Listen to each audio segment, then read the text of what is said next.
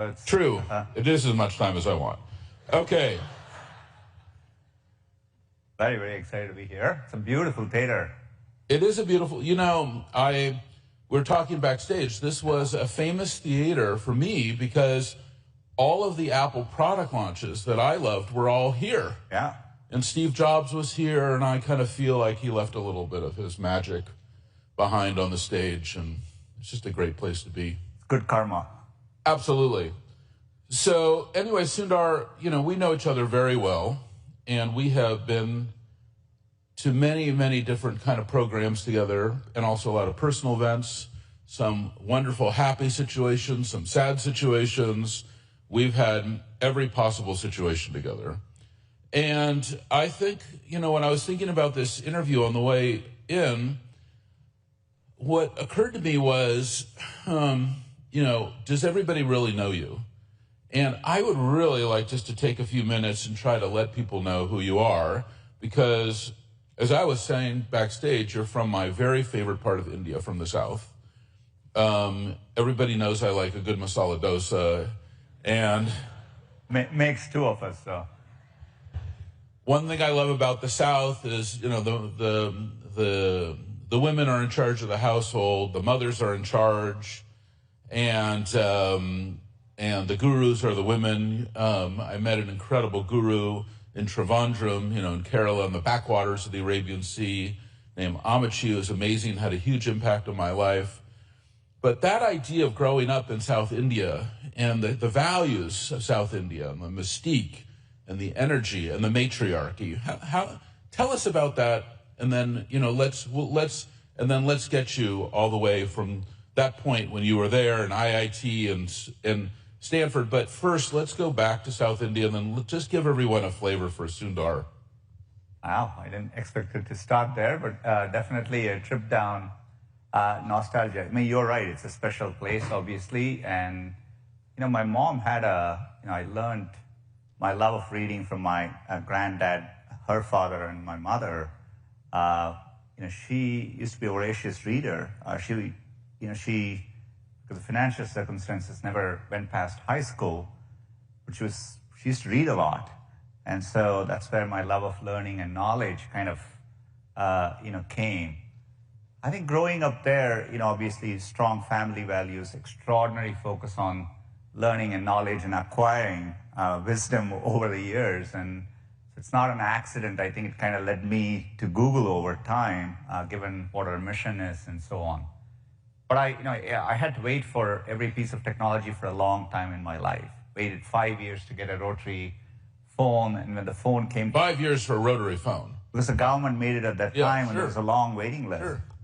But the minute the phone came to the house, we were one of the first in the neighborhood. People would come to the house, call their families. It kind of like created a community around it. So for me, it was incredible to see how getting access to technology can have this profound shift in your life. I had to wait for a long time to get access to a computer. So that's what led me to this journey. How old were you when you first had access to a computer? I'd seen and had you could get an hour of use maybe like once every 2 to 3 months.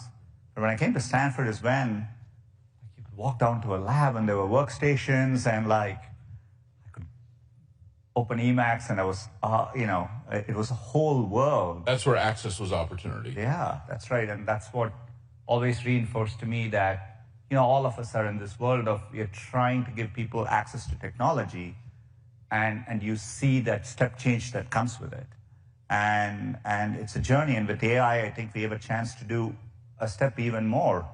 You mentioned South India. I called the Prime Minister of India on Sunday night. I used to take this train. Prime Minister Modi. Prime Minister Modi. I used to take this train through the south of India, and there's this town called Vizag. It's a beautiful coastal town. Growing up, and we announced our... Yeah, there you go. We announced our largest ever AI investment outside the US, a $15 billion, 1 gigawatt plus data center, 80% powered by clean energy, with subsea cables going in. The chance to transform a region like that with a kind of investment it really meant a lot to be able to call the Prime Minister, who really cares about developing the country. And this has been his vision. I know you know him well too. And so, anyway, it's extraordinary to see the impact of all this.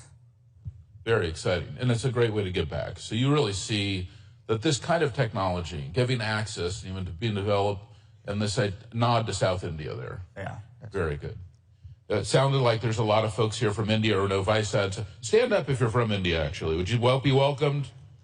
Wow, look at that.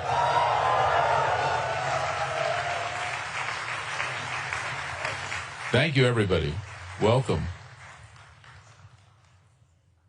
So, okay, well, let's talk about that. So here we are. I think I've started the conversation in the right way. Would you agree?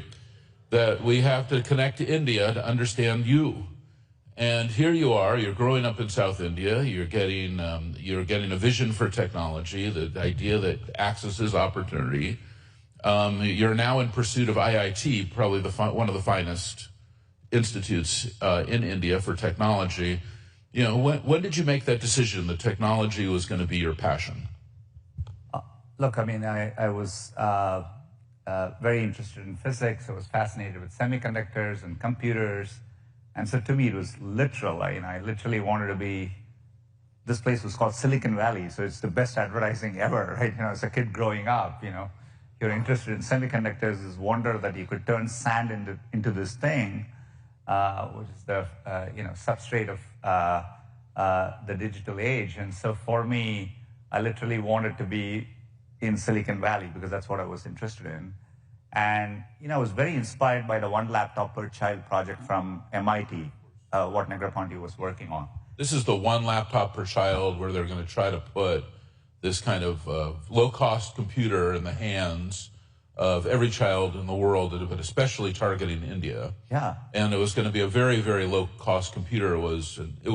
Nicholas was really the visionary behind it. That's right. And I have to, in some ways, I can directly link that to my work on Chromebooks many years later, right? So the fact that must have been one laptop per child, that was in the mid-90s, I think. That's right. Right? 94, 95, 96. I don't remember the exact dates. You were right, and around the time it came to the U.S. But what's extraordinary is his vision of making that possible. I think made a lot of progress, quite couldn't get there, but, for me, it always, it later played out not just in Chromebooks, but we eventually ended up giving pretty much everyone a mobile phone, which is a computer in their hands with Android too. Now you have all around the world, be it in the US, be it in Brazil, be it in Indonesia, be it in India, Africa. Was there also a browser on that Android phone? That's right. What's what would you say? There's a browser on that phone. There's a browser. We're going to get there. We're going to get there. Yeah. Looking forward to it. I'm going there. Yeah, I'm looking forward to it. But I think that inspired me, and so in some ways, the chance and the thing that attracted me to Google was literally in the mission statement, and I'm very serious about it. The phrase to make information universally accessible and useful.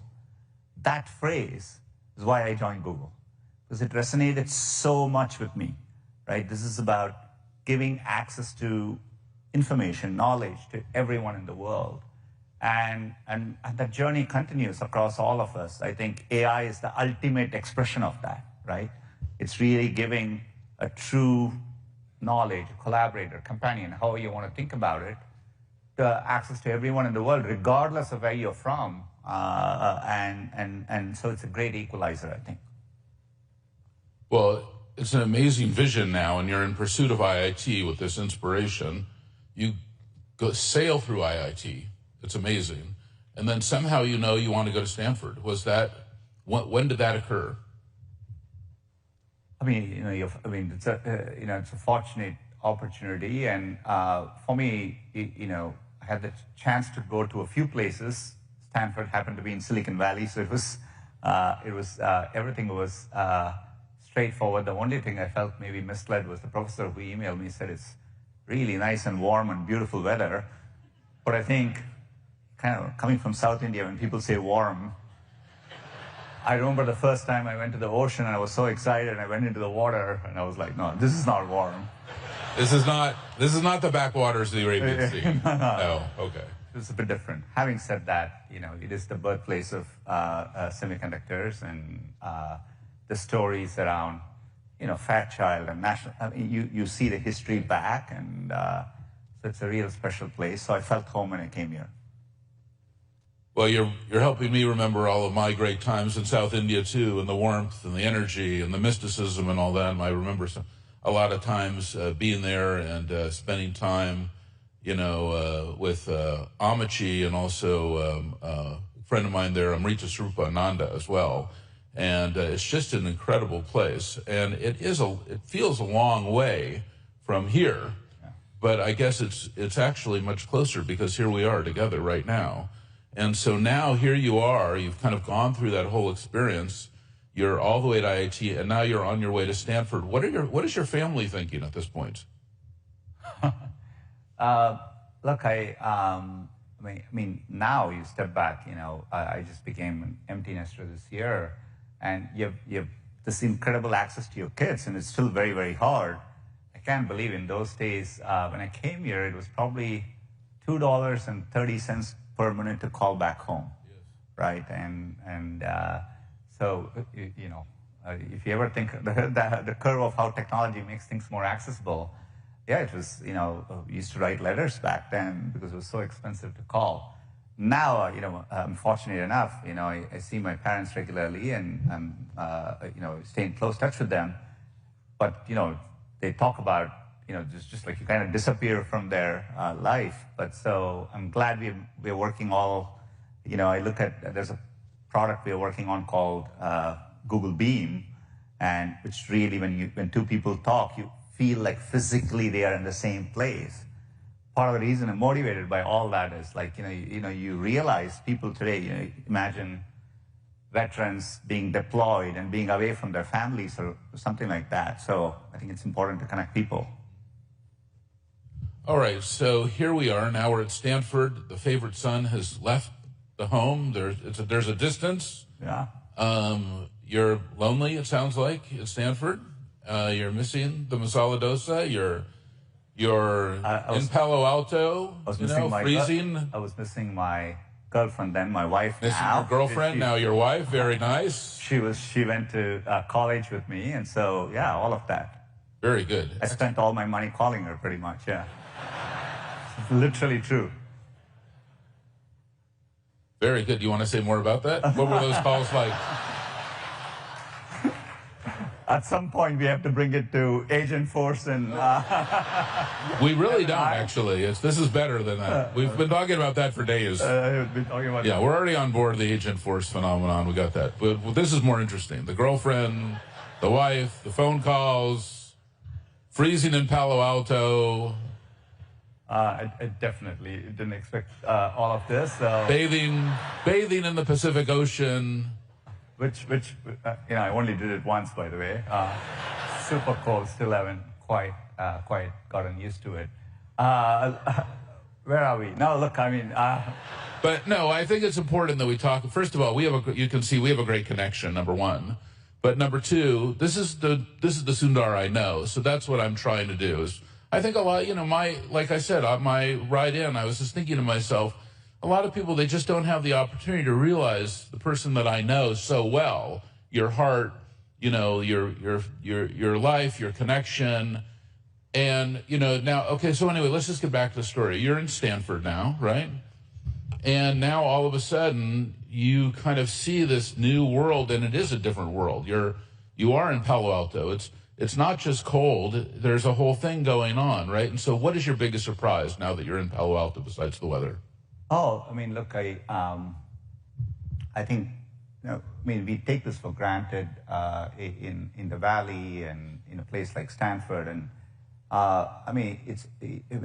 America is truly a land of opportunity in a way that phrase, I think very few people really understand, it deeply, and it's extraordinary. You can come here and, if you're willing to work hard, pursue your dreams, anything is possible. Right, and it was kind of obvious to me once I came in.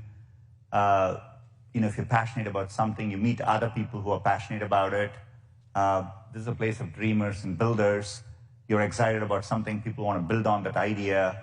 It's almost like they want to compose that with you. That is so unique about the place we live in.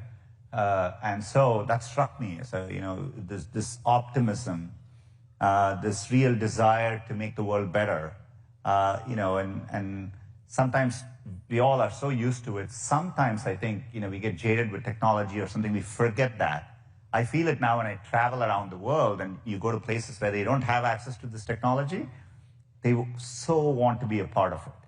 Here we have it, right? And I think we've gone through these waves, but that is the essence of this place, I think. And you brought it back to this is the theater in which Steve Jobs did some of those, path-breaking announcements. But I think that's the spirit of this place. I felt it at Stanford, and I feel it today. So now here you are, you're feeling it. You are connected to the energy of Silicon Valley, the magic of what's happening. Stanford, kind of the heart of it all, near the garages where these great companies have started, like HP, like Apple. You're starting to meet these cast of characters. It's like going to Disneyland, right? You're meeting Donald Duck. You're meeting Mickey Mouse in person for the first time. And now you're in Stanford, and are you at this point thinking, okay, I heard about this company, Google, it's 2004, this is where I'm heading? Is that the direction at this point? Look, I was in Stanford in the 90s, and this was the time when Mosaic Mosaic had launched, and ironically, I think Larry and Sergey were at Stanford at the same time. I don't think I knew them, or we didn't overlap. You didn't know them at the time? No, I didn't know them at the time. I was focused on different things. I was very interested in semiconductors. That was my area of research. That's what I was working on. I was so excited to have access to all that. I almost didn't realize there was this thing called the internet which was happening. So, but, a few years later, had the chance to get to know a few people. And when the internet was really taking off, when I started using Google early, and the first time I started using it, I realized this is going to give more access to information to more people. This must be what, 96, 97, 98? No, Google wasn't there. Google started in 99. I first used it in about 2000, right? 2000, yeah. 2001. Right. But I could instantly feel like you have this thing which is going to give access to technology to more people than anything before. You could use it, you could feel it. The fact that. And where was that first time that you used Google in 2001? Where were you? I was still in Palo Alto, but I was working in the semiconductor industry. It's interesting to see back as we are going through this moment in AI, everything is coming back to chips, which turns out to be might be the real driver of intelligence, right? And it's not an accident that Google works on TPUs too, right? So it all comes back full circle. But that's the context in which I use. But it's just that when I used it, I instantly felt like this is where I want to be, and spoke to some people, ended up at Google, and soon started working on Chrome. Yeah. And you went to Google, it was about 2003, 2004. Yeah. So 2004, so you've transitioned now from semiconductors. Yes. What semiconductor company were you at? I actually don't know. For a long time, I was at Applied Materials. At Applied Materials. Yeah. So you're at a great company, Applied Materials. Yeah.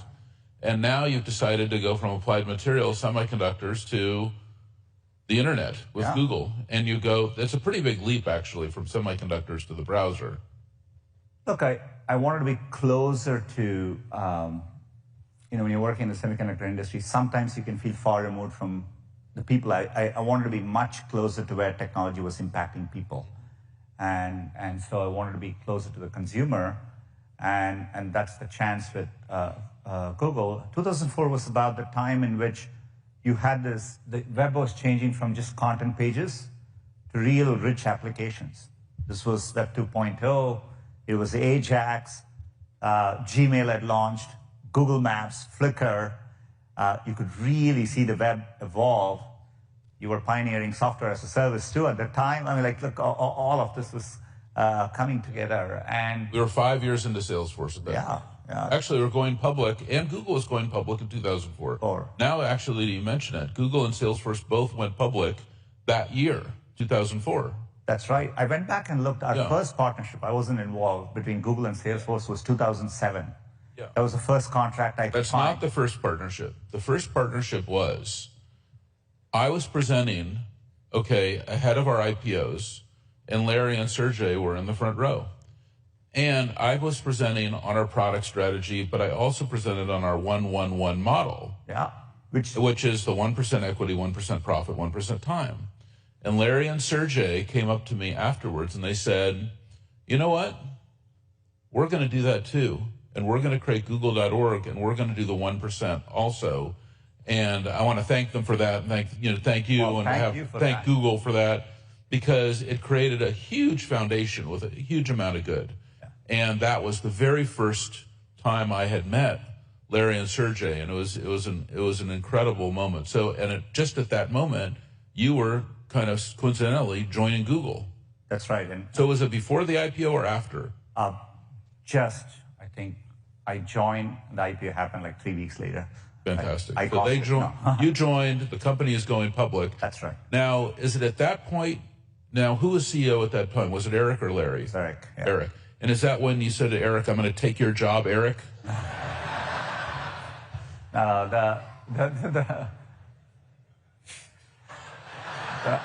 The thing I did recall, it was in 2004, around 2006 is when, the thing with Eric, I still remember that. Me and a few others, we wanted to build a browser. And Eric had gone through the browser wars before. Was super familiar with it. I remember vividly Eric telling us, are you crazy? You know what it takes to build a browser? We're not building a browser. We still did it anyway, but he was super generous. And once we kind of bootstrapped a browser, a small team, and then we demoed it to him and Larry Sergey. And once he saw how good it was, he became one of the biggest supporters of it. But that's how Eric and I interacted. Yeah. All right. Well, now you're squarely at Google, and it's a storied career for the next 21 years, from starting on this kind of incredible team that built the marquee browser Chrome all the way to today as the CEO. Reflecting on that, 2 decades, what is your thought across this arc from South India now to this leadership journey at Google? Look, I think technology is one of the biggest enablers we know, right? It drives innovation at a fundamental level. If anything, that journey is accelerating, right? I think we are living in the middle of it. Sometimes we may not fully feel it, but the pace at which it's evolving, and I feel, and I'm sure Mark feels that way. Our job is to be good stewards of this technology, bring it in a way that really benefits society at scale, right? And so this journey to harness technology in a way that positively impacts humanity, I think that's what we need to do. We obviously do it in the context of building companies, but companies with a purpose, companies which give back. I think both Salesforce and Google share that deeply, and you inspired the Google journey there. I think there is no better technology to do that than AI, right? And one of the first things when I became CEO was we had gone through a decade of being a mobile-first company, and I wanted to drive the shift to being an AI-first company. So that's what we did in 2017. In fact, in 2017 at Google I/O, we spoke about this concept of AI-first data centers. And, we announced our first generation of TPUs in 2017. But it's been a journey. I think in many ways, Larry, Sergey were visionary around always understanding the true potential for AI. I was fortunate to go through maybe 4 distinct moments which kind of like really brought it all together for me. In 2010, I went with Larry to the DARPA Grand Challenge, where they were testing autonomous cars, and we saw this car, the Sebastian's team, which won the DARPA challenge. So you kind of saw the progress that's possible. Jeff Dean, Jeff Hinton and team had come to Google, and so Jeff Dean demonstrated Google Brain in 2012, the ability for Google Brain to recognize cats using a neural network. That was 2012.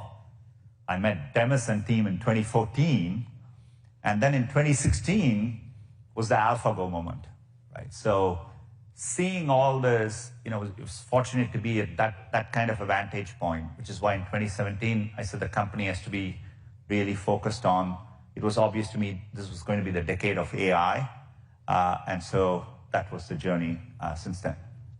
Okay, so now let's go back about 3 years when we started to have some very interesting conversations, because all of a sudden, here's Google, the absolute leader in AI, DeepMind, now Demis, the Nobel Prize winning Demis. We never thought that was about to happen. It's incredible what has happened. Well, very well warranted. And now, 3 years ago, here you are, the leader in AI. You are leading the company through this transformation. You're putting guardrails in, appropriate guardrails. You're being conservative, appropriately conservative. And this little company in San Francisco called OpenAI emerges with this product, ChatGPT. And we start to see these crazy headlines that say, well, Google has a competitor, and here's the situation, and here's the real leader in AI, OpenAI. What's your reaction? And, take us in that journey for the last 36 months. A few things, right? I think one of the things which was misunderstood was, obviously 2017 was when we published the Transformer paper too. We started using transformers right away. We saw the power of the technology. Part of what made search so much better was post-transformer. This is the paper, All You Need Is Attention. Attention is all you need, and extraordinary paper. And you can say it's the foundation of everything since then, all of the Gen AI phenomenon. And we built something called BERT and MUM. So we built two transformer-based models, which is what dramatically improved search. We use transformers to make search better. We use transformers that's why we launched Google Photos. It was the first AI native product. We were shipping a lot, and we were working on an internal version of chatbot too. In fact, it was a chatbot. It became famous because there was an engineer at Google who thought it was sentient.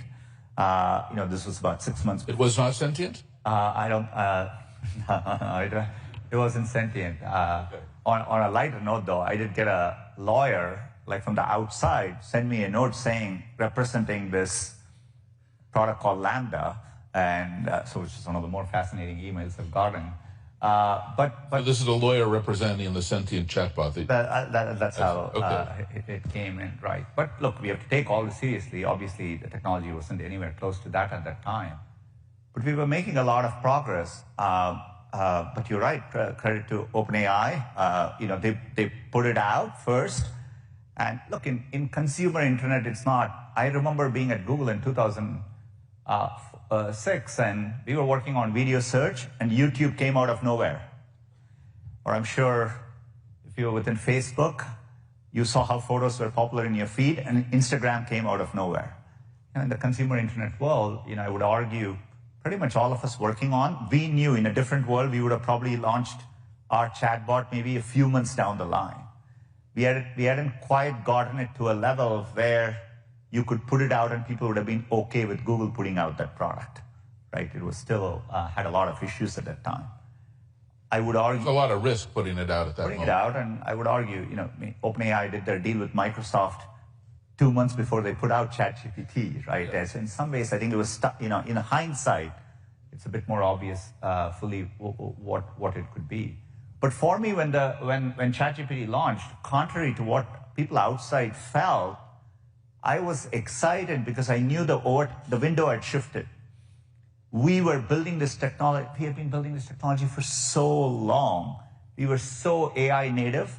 Everything in the company, every decision we had made, I decided to take a full stack approach to AI, right? We were investing all the way from infrastructure. We built our own chips we had world-class research teams in Google Research, Google Brain, Google DeepMind, and to the models and so on. So I just realized this was the biggest opportunity in technology. We were incredibly well positioned, but we had to carpe diem, seize the moment, and execute well as a company. And that's the journey we've been on. We kickstarted Gemini. We brought Google Brain and Google DeepMind together. And we've been rapidly iterating since then. We have had, now we have Gemini 2.5 outside. We are working on Gemini 3.0, which we will release this year.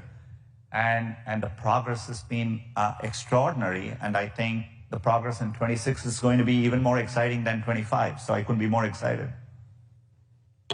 One of the things, congratulations.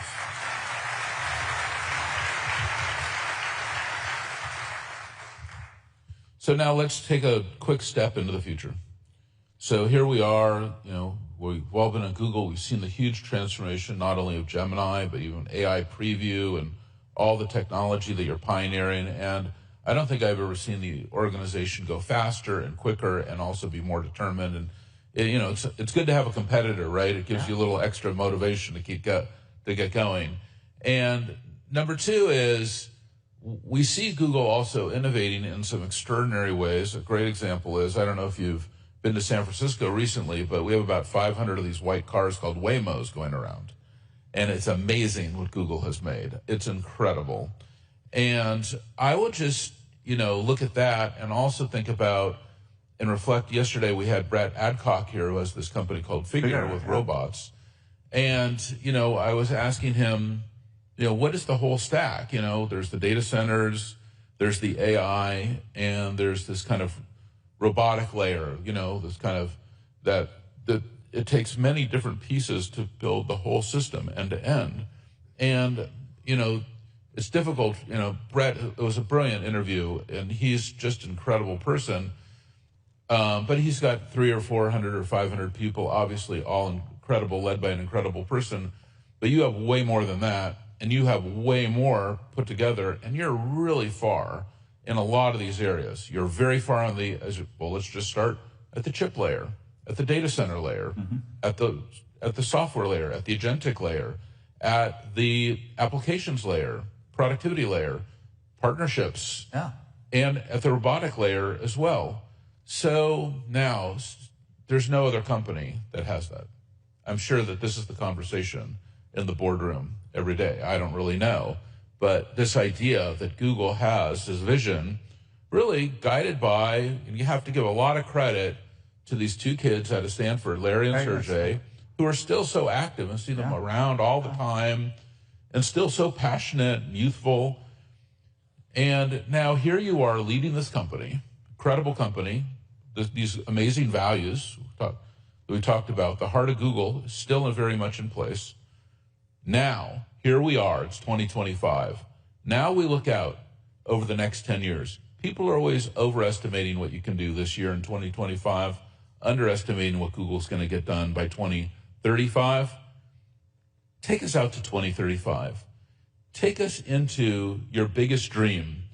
Where are we going? How are you going to harness the power from the tensor to the data center, the GCP, Gemini, the applications, the partnerships, the robots? What are we going to see? What is it going to look like 10 years from now in the mind of Sundar?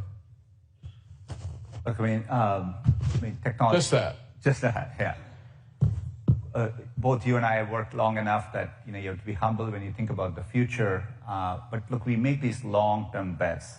Waymo has been a very, very long journey, right? I'm proud of the fact that over the past 10 years, we continued investing in Waymo. I remember the team 3 years ago when we were coming to San Francisco, we weren't sure how this would work out. The thought in San Francisco that you would have all these cars driving around and you'd have to get it right, putting safety first, etc. But in technology, you take these long-term bets.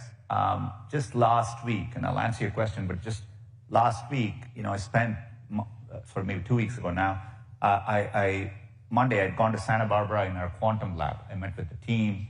Again, it's another journey. We've been at it for more than 10 years. I think we have the leading quantum lab in the world. I finished spending my day. I left on Monday, and Tuesday morning I found our chief scientist there won the Nobel Prize. for physics this year, right? And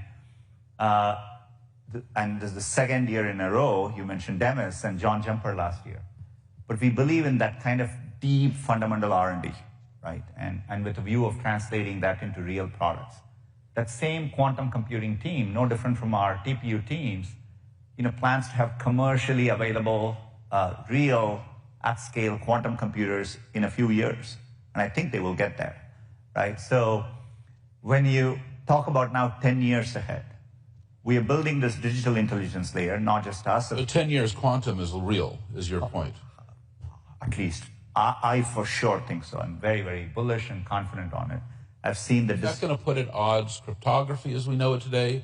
Well, are cryptocurrencies going to be at risk with quantum computing that can break any code, available from a Google or other vendors? I think in a 3 to 5 year thing, we will have that moment where, from a cryptographic standpoint, we have to adapt to quantum for sure. Yeah. But I think we will. Will that create a moment of vulnerability, do you think, for all of these currencies and all of this stuff? It will, but I think as a society, it'll also create an opportunity for people to come and provide new solutions. If there is a trust gap at that moment, that could be very serious. So it's something that everyone needs to be mindful about. Mindful of, and I think there's so much at stake. I think we will collectively work together. But on the positive side, if you ask me 10 years from, look, we are definitely going to have digital superintelligence as a collaborator for all of us. That is going to be a reality. What does that mean? That has been a phrase that everyone is starting to use, but few have been able to define it. Digital superintelligence. And is that kind of where we're going then? It's 10 years, it's digital superintelligence, it's quantum computing. Like we were talking about AGI, that term seems to be dropped. That was this concept that the software is so smart, it's just writing itself, and the data centers are being built by robots, and it's just all going. In the book that Larry talks about, we are Legion, we are Bob, that we're all off in a rocket ship collectively waking up in a robot. Is that what we're talking about? No, because we were talking about that yesterday with Brett, and it was like, whoa, it was a trip. Look, the one thing, we are so good at adapting. I think we constantly underestimate, right? Obviously, 10 years ago, we used to obsessively talk about Turing tests. Like we kind of moved past it. The fact that our self-driving cars driving in San Francisco, and you're right, they're driving around, it's kind of like people are, we just kind of like, I'm not sure my kids are impressed by that, right? So it's just, I am like blown away every time I get in one of those cars because I've, seen the progress. How many people have been in a Waymo? Raise your hand. How many people have not yet been in a Waymo? Raise your hand. Oh, well, there you go. I mean, you should before you leave, and I would check it out. But a great example is, I put my dad in the Waymo. I sat in the back seat. He was in the front seat. I watched the one forum. It felt like that science fiction, right? And my kids, they got on their phones and they were like, whatever, right? And so we have this remarkable ability to adapt. So this notion, they're just going to have, yesterday we announced this wonderful collaboration with Yale where, we used our open source models to build a cellular model on which you could target it hypothesized novel possible approaches. We took that and were able to recreate that in the biological wet lab scenario and see it actually works. This is for future potential paths for cancer. Like biologists are using AlphaFold. They are actually using open source Gemini models. But all this is happening.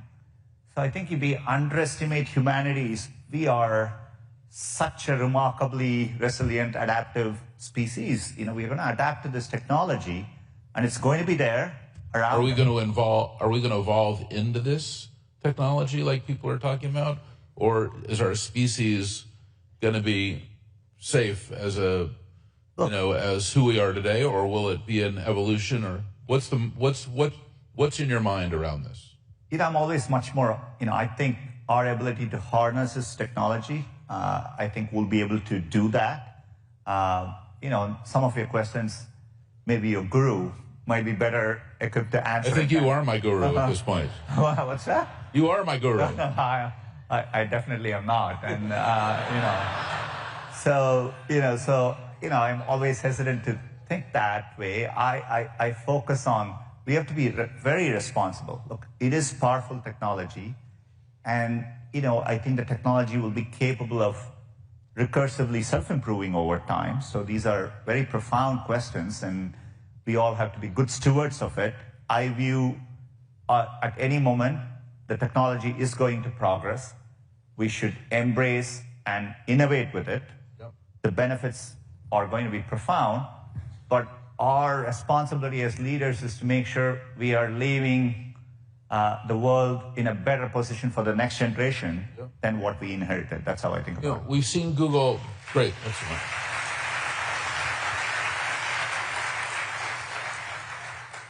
You mentioned the importance of getting closer to the technology. This is your passion. This is one of the reasons you went to Google. We saw Google try to get even closer with the first version of glasses. We've seen that. Do you think Google will even do like a brain-machine interface? Do you see that level of interface? First of all, the glass dream has never gone away, right?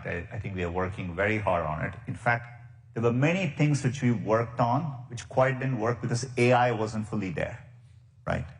But now that you truly have, seamless AI with intuitive interfaces for people, be it voice, gestures, vision, etc., the multimodality of AI, Google Glass is going to be back, and I think it's going to be great. And your question was, sorry, I started thinking about Google Glass now. I just need to flick back on your brain-machine interface. Brain-machine makes a lot of sense to me, right? I think what Elon and team are doing with Neuralink is super inspiring. When you see the examples, again, in technology, people who have real disabilities and people being able to communicate again, etc. Some of the most moving things I see, right? So I think it's totally incredible. Here at the conference, we even had Eddie Chang from UCSF, who has this amazing new brain-machine interface company, Echo Neuro. We even had Brian Johnson, who had a brain-machine interface company. It was like multiple brain-machine interfaces. This may be TMI, but, I've been under anesthesia, and Eddie Chang operated on me. So for what it's worth, yeah. So I didn't know that. So he's a phenomenal... A great surgeon. He's a phenomenal neurosurgeon. I'm perfectly fine, but he's a phenomenal neurosurgeon. And so, one of the best around in the world. Very good. Well, Sundar, as we start to bring this to a close, first of all, let us express our sincere gratitude to you for everything that you are doing in your leadership and your vision, your direction, and also your core values are so well in place in yourself and in Google. Tell us, what would you like to bring to the audience and to the world in your final comments in this Dreamforce interview? Look, I would... part of the reason I'm here today, we've obviously worked for a long time together. We use Salesforce extensively within Google. We've expanded our partnership over time because of the value you all bring. You've helped us be very, very customer-focused as a company. I think the opportunity we both see is, you've made this the theme of Dreamforce this year, the agentic enterprise. I look at the model trajectory ahead. As we are working with Gemini 3.0. In 26, we're going to make, we've already had dramatic progress over the past couple of years. But the progress ahead is palpably going to be, you're going to feel these models are going to be really intelligent agents. And they're going to be more robust agents. And what we are working together is to bring it in a way, as enterprises, you want all of this to work well together. You want this to be safe, secure, the governance has to work, but ultimately you're trying to unlock the data in your enterprise and solve your use cases better than ever before. I think that is the real opportunity we have. What you're doing with Agentforce, we're proud to partner by bringing Gemini there, and the chance to do all this together for all of you in a way that makes sense for you is what I'm excited about. So thank you for... Sundar, on behalf of all of us and Dreamforce, thank you so much for coming today. It's just a pleasure. Thank you. And it's great to see you. Awesome.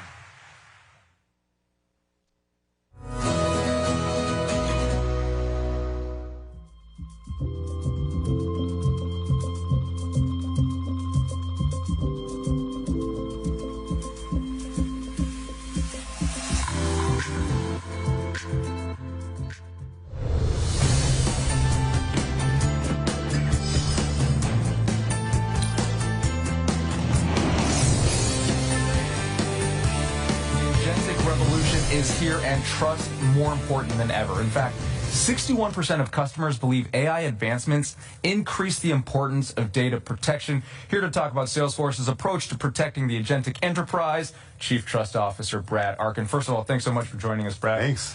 Listen, security threats more sophisticated and frequent than ever. So how is Salesforce thinking about these evolving threats? Yeah, so some of these things are, like if the bad guy was on a bicycle before, now it's like an electric bicycle, so they can go faster, they're more efficient, and so AI tools are helping them do the same things, but they're just getting there faster. There's other things that are capable now that are simply brand new threats that we need to deal with. And so one example is if you can spoof someone on the phone, that's something, scam phone calls have always been around. Now they can do it a lot faster, a lot more effective. There's other things like spoofing video calls where really you couldn't do before. And so we're seeing these things start to come up. And then there's whole new categories of attacks like prompt injection that we now have to figure out how to defend against.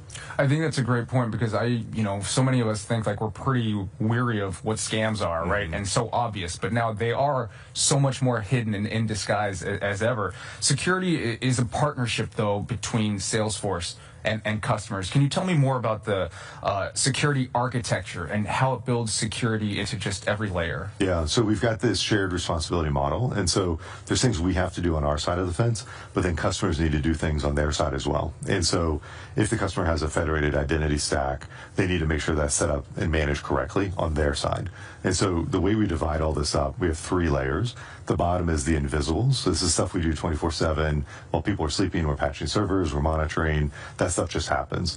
The configurables are the capabilities that we expose to the customer, and they need to tune the environment of what we give them to match what they need to address from the risk perspective of their business they're operating in. And then that last layer we call the enhanceables. And so this rides on top. And so if you're in healthcare, financial services, highly regulated industries, they might need to do certain things for their regulators that requires them to do more. And that's what that layer is for. Got it. Trust and security, and you've already said this, they go hand in hand. Successful agentic enterprises need humans, obviously, to drive this process. So how can humans and agents work together to provide the greatest security? Yeah, and so this is that electric bicycle I was talking about. So a lot of the times, the AI agents that we have inside of the security team, they're helping people do what they're going to do anyway. They're just getting there a lot faster. So you're still turning the pedals, but you're going 40 miles an hour instead of 15.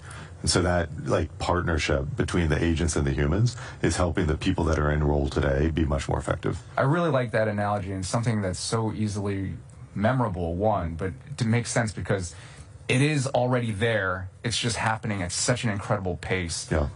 If you're going to recommend, say, one key thing any organization could do to improve their baseline security, what would you tell them? It all starts and ends with identity. And so how do you verify who someone is and who they say they are?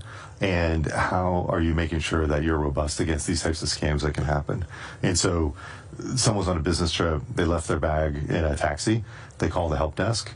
Is it really them? Or is it a scammer pretending to be them? They don't have their phone, their ID, their wallet, their laptop. What do you do in that situation? And bad guys are taking advantage of that in terms of slipping in and saying, no, I'm really that employee. And so figuring out how you verify who people are, I think is key to everything. I love it. Appreciate the insight. Chief Trust Officer Brad Arkin, thanks so much for joining us. Thank you.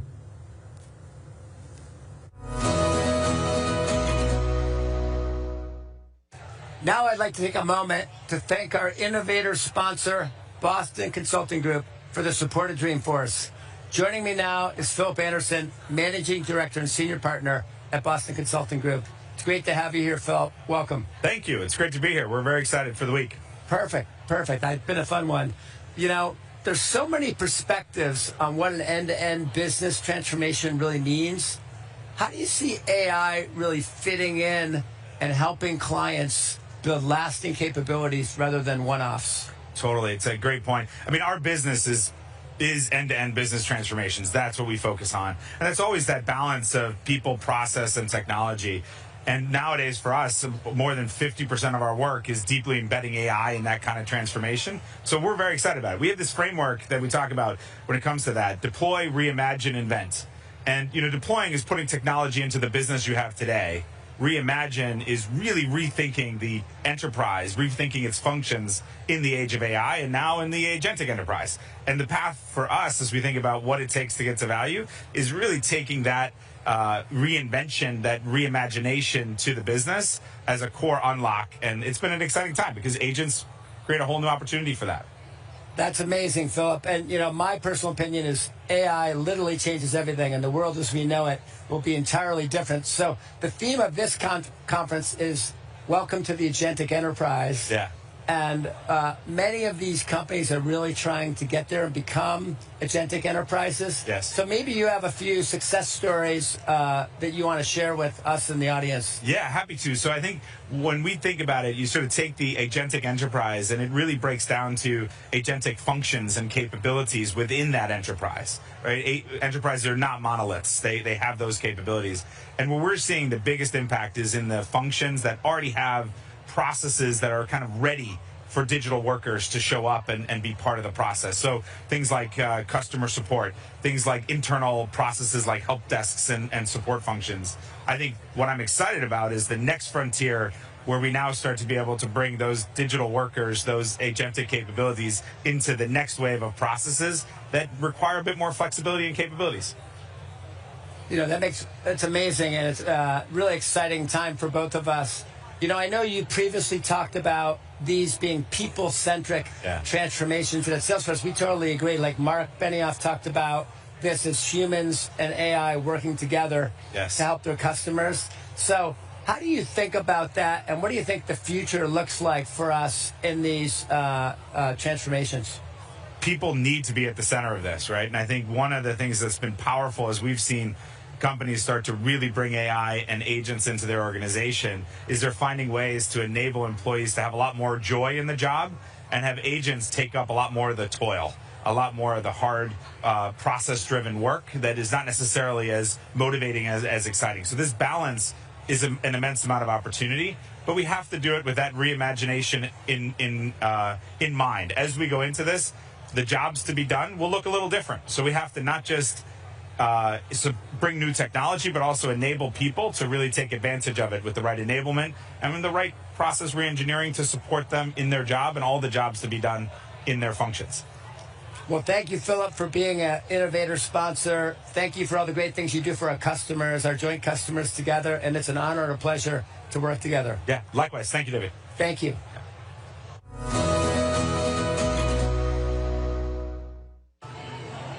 Hi, I'm Ashley. I want to thank our sponsors, NeuroFlash, for their support of Dreamforce this year. I'm joined by Jessica Aceto, SVP of Sales from NeuroFlash. How are you doing, Jessica? I'm good, Ashley. Thanks for having me. Thanks for being here. So can you tell us, who is NeuroFlash? Yeah, so NeuroFlash is a #1 consulting partner of Salesforce for Agentforce as well as for Service Cloud Voice. We've done over 250 implementations of Service Cloud Voice and over 100 plus implementations of Agentforce. Customers like Indeed and Engine that you're seeing here at Dreamforce, those are some of the implementations we're working on. That is so awesome. You have quite the footprint here as well. How does your expertise ensure you build experiences that drive real results for your customers? Yeah, so NeuroFlash has been in the contact center and AI space for really over 20 years, and we've been working on some of the first chatbots, some of the first IVRs, even predating some of the solutions that Salesforce has released. So ultimately, our team has the breadth and the depth in the industry to really take our customers to the next level. We also take a data-driven approach. We want to think about the end results that our customers are driving toward for their returns on investment and gear our solutions towards that for them. Yes, that is awesome. Thank you so much for joining us today, Jessica. Yeah, thank you for having me, Ashley.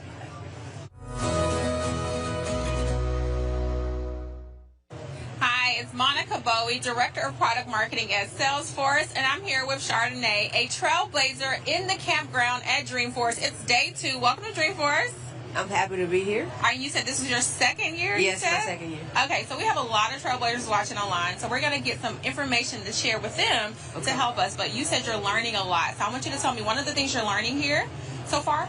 So one of the coolest things I've learned is about the lead nurturing with Agentforce bots. Nice. I know at a lot of companies, people struggle with getting their inbound leads. Yeah. and outbound leads. I'm drawing a blank here. That's great, though. So you said you're headed to a session, though. Yes. Tell me about the session. So today I'm headed to a session about sales agents, Okay. which I'm really excited about. A lot of account research. Okay. And then for the people watching that are in the community or just learning on the community, how do they get started? How do you make connections? Like, how do you make the best of the community?